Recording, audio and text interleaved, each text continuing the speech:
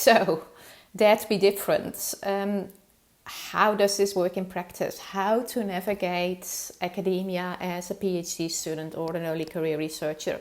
And apologies for being a bit self-indulgent here and talking mainly about my own experience, but that's obviously the experience I'm most familiar with. And for me, it's captured well in these two images. The left-hand image is certainly me, organized, structured, like to have everything in its right place. But the right-hand image is also me, more playful, more flexible, trying to come up with different ideas from different perspectives, in very different, sometimes clashing colors, which incidentally were the colors of the walls and the woodwork of the first house I've ever bought. So I'll spend the rest of the presentation to go through a number of steps to discuss how you would do this in practice. Well, first of all, I would say you might actually have an advantage as a junior researcher in making a difference, being different, because you might lack experience, obviously, but it also means that you might lack the fear and jadedness that all the researchers have. You don't have the voice in the back of your head saying this won't work.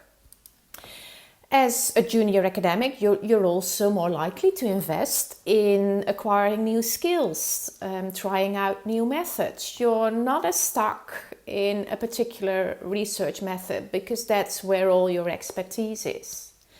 And then if you're also young, because obviously not all junior academics will also be young, you might have a lot more energy. And to be frank, you have a larger stake in humanity's future. So the motivation to do research with real societal impact might be much stronger.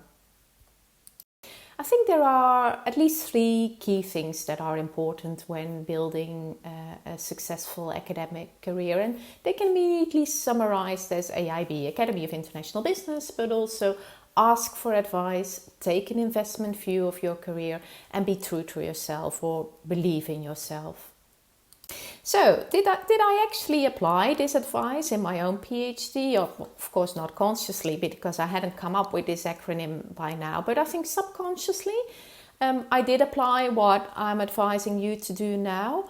I did ask for advice. I did reach out to senior academics. I contacted lots of people, including people like Paul Evans, Denise Welch, Gunnar Hedlund.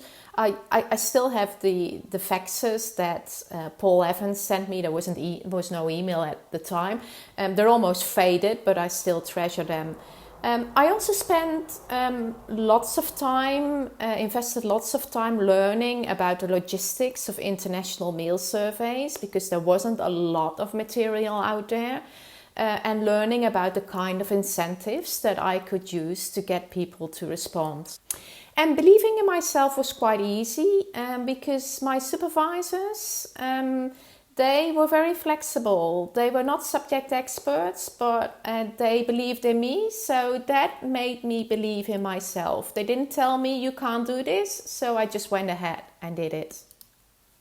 However, I will say that it is also extremely important to be resilient and patient.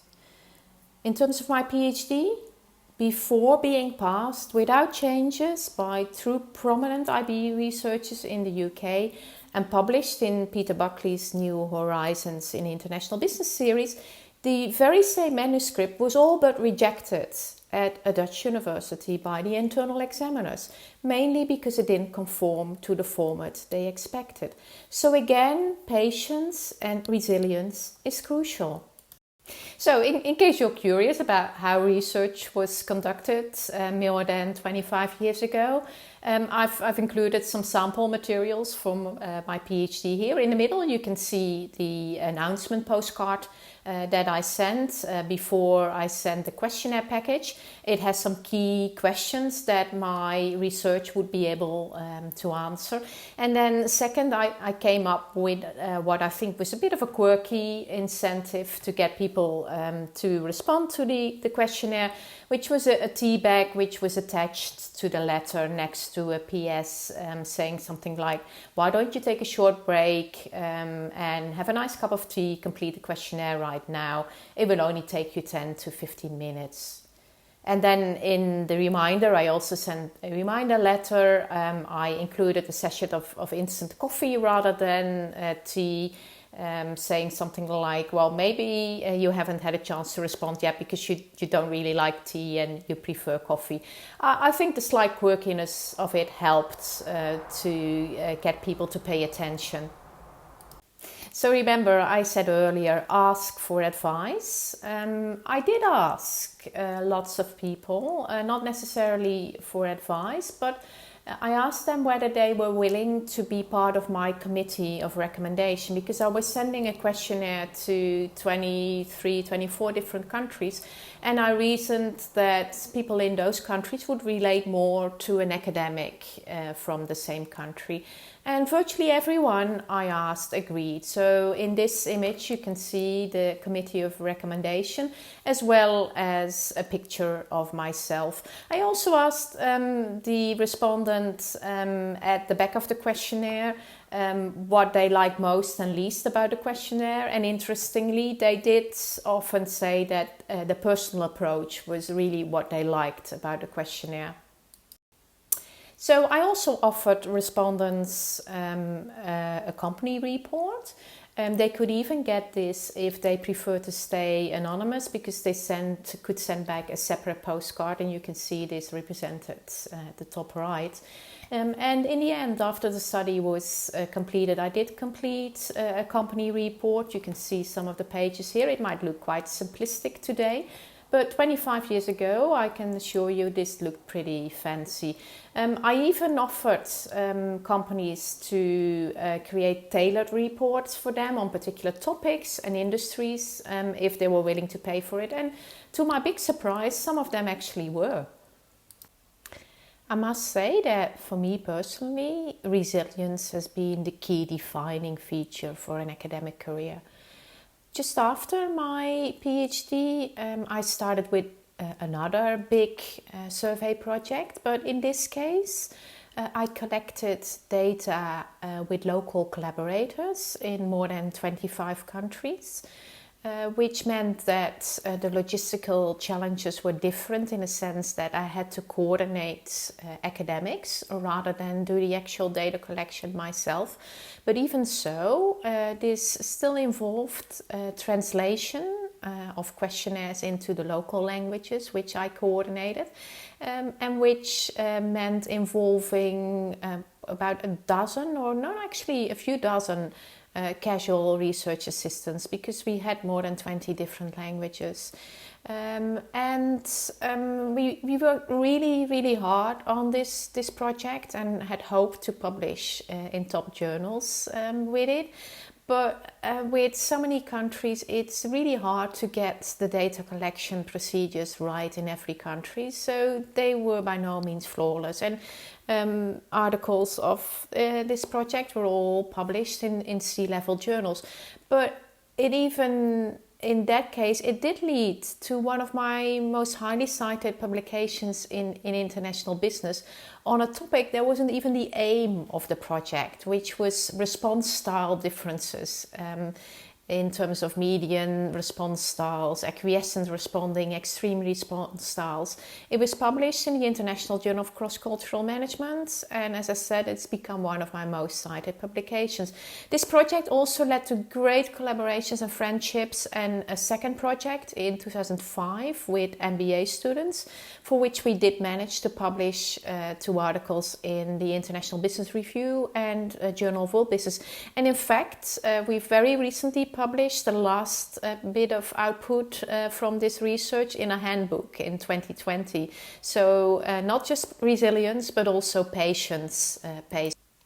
Then another major survey project that I embarked on in 2002 with Niels Noorderhaven at Tilburg University was a large survey with managing directors in multinational corporations.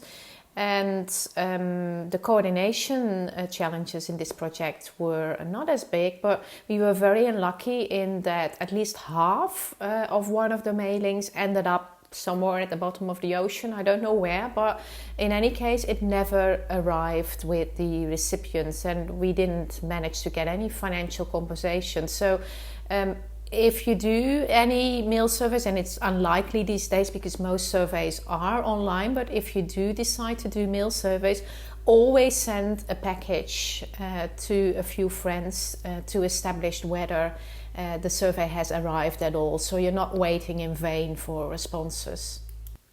And then finally in 2008 I started on a project where we collected data in 13 different countries in collaboration with Marcus Pudelko.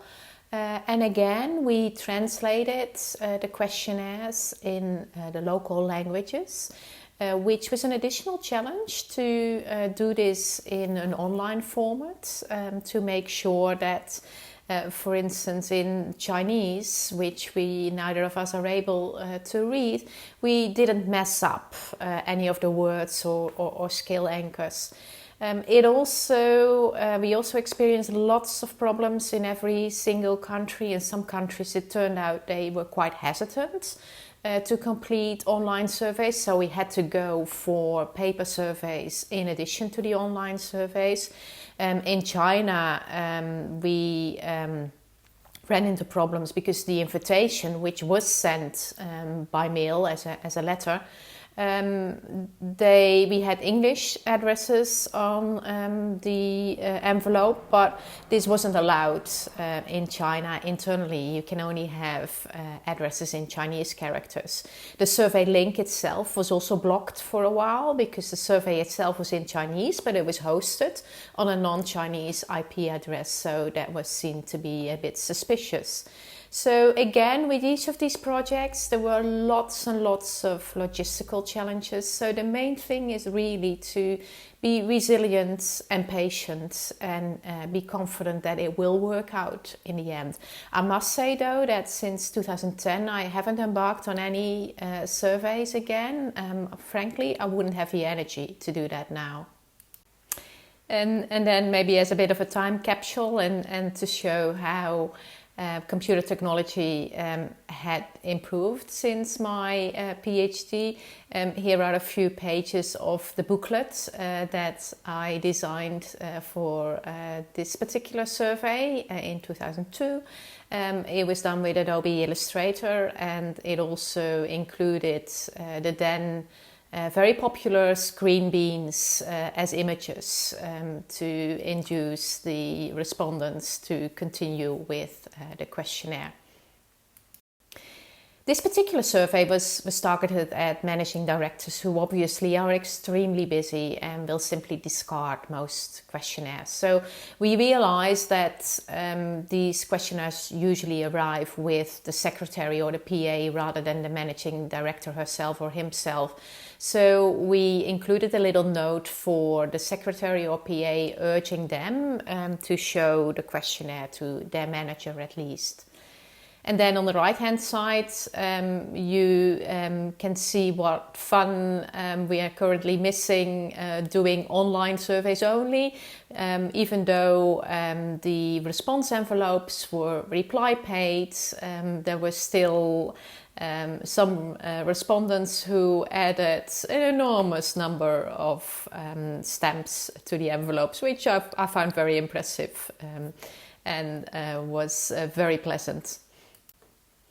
So that's the end of my presentation, and for those of you who are watching this as preparation for the Henley PhD Masterclass in International Business, I really look forward to our live session and your questions later this month.